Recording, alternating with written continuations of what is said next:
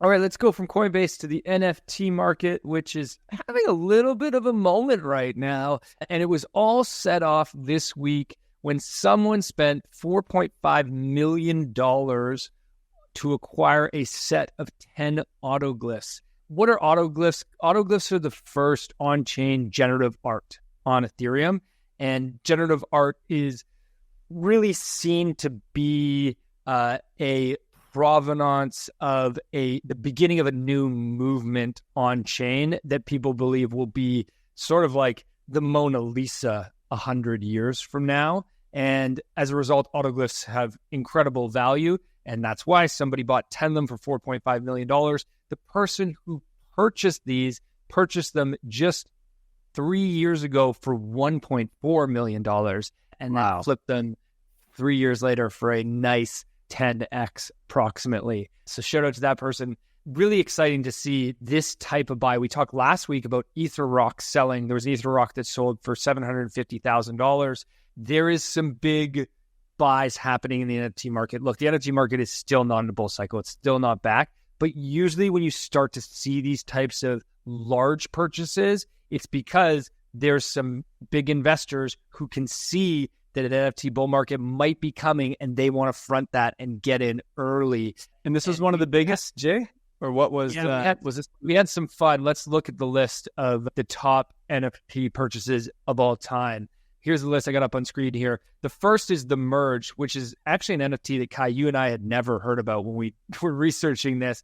This was an NFT that was one NFT that got fractionalized, but basically that one NFT, if you fractionalize it across, it was like 30,000 people who bought this. It was $91 million for that. Beeple's everyday was 69 million. We all know that. And then Beeple has another one in the top 5, and there's a few CryptoPunks in the top 5, one for 23 million, one for 11 million. So there's some big buys that have happened. Now, these are all in the past. So the fact that we're now seeing this autoglyph purchase for 14 million. Now you're buying 10 NFTs for 14 million, but I would say, yeah, these are the interesting signals to be keeping an eye on if you think there's an NFT cycle you want to be paying attention to.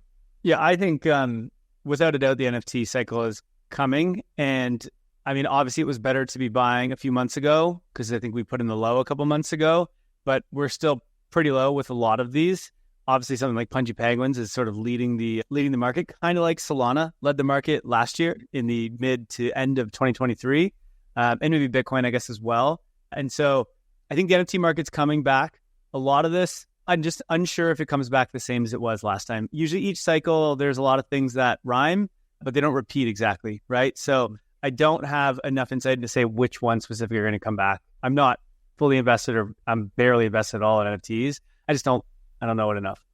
Well, and I think the tough thing is NFT liquidity is so fragmented right now, because you have NFTs across so many different chains, and you also have so many NFTs from the last cycle, which have the brand recognition, but have they really created a successful business? That would be the main thing I would be looking at, is like, don't look at their price action. Look at what have they done to make a business and create revenue.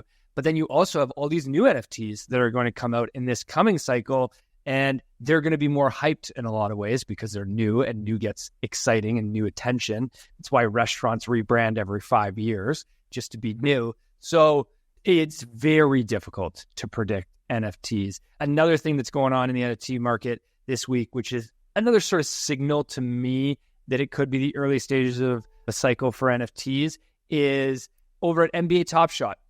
There is a moment happening over there where one type of packs are selling for 7x what the original price was within 2 weeks. So you buy these packs for $250 and you can turn around and sell them for $1,700 within 2 weeks.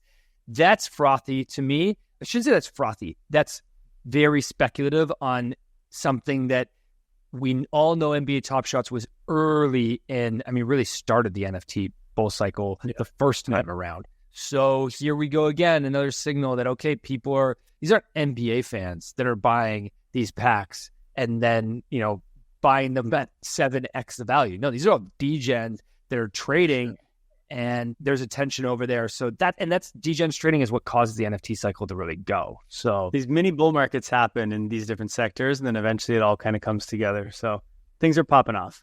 Well, and then the last thing we saw was, for a brief moment, Pudgy flipped Bored Ape Yacht Club this week. Only for a brief moment. It's not there anymore. If I look at the prices right now, Bored Ape is at 22.2 floor, and Pudgy is at 19.5. So I actually got a little bit more distance between them now. But at one point this week, Pudgy was at 22.9 and Bored Ape Yacht Club was at 22.6. So we saw that flip for a moment.